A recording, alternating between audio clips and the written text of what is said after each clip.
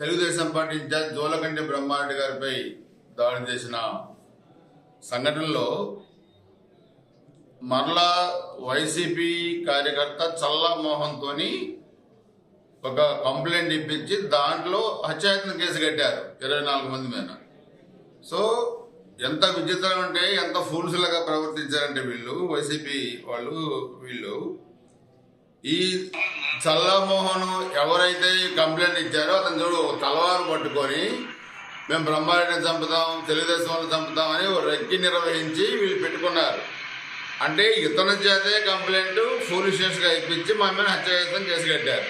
మరి ఇతని మీద ఏం కేసు కడతారు అంటే, ఎవరైతే హత్యాయత్నం చేయబోయారో, ఎవరైతే తలవారులు పెట్టుకుని తిరిగారో, ఎవరైతే మా మీదకి రెక్కి నిర్వహించి గొడవకు దిగారో వాళ్ళ చేతే కంప్లైంట్ తీసుకొని మీరు మా మీద హత్యాయత్నం కేసు పెడితే ఇతని మీద మీరు ఏం కేసు పెడతారు? గౌరవనీయులు పల్నాడు ఎస్పీ గారు, డిఐజీ గారు, పోలీసు వ్యవస్థ మీరు చెప్పండి మీరు.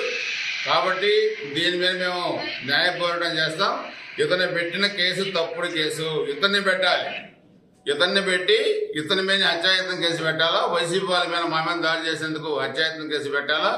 కాబట్టి మీరు నిజాలు దాచి ఈరోజు తాడేపల్లి స్క్రిప్ట్ చదివితే ఫలితాలు ఏ విధంగా ఉంటాయో ఈరోజు మీడియా కూడా చాలా అలర్ట్గా ఉంది. కాబట్టి దీని మీద తప్పకుండా మేమైనా హైకోర్టులో ఒక కేసు ఫైల్ చేస్తాం, తర్వాత న్యాయ పోరాటం చేస్తాం.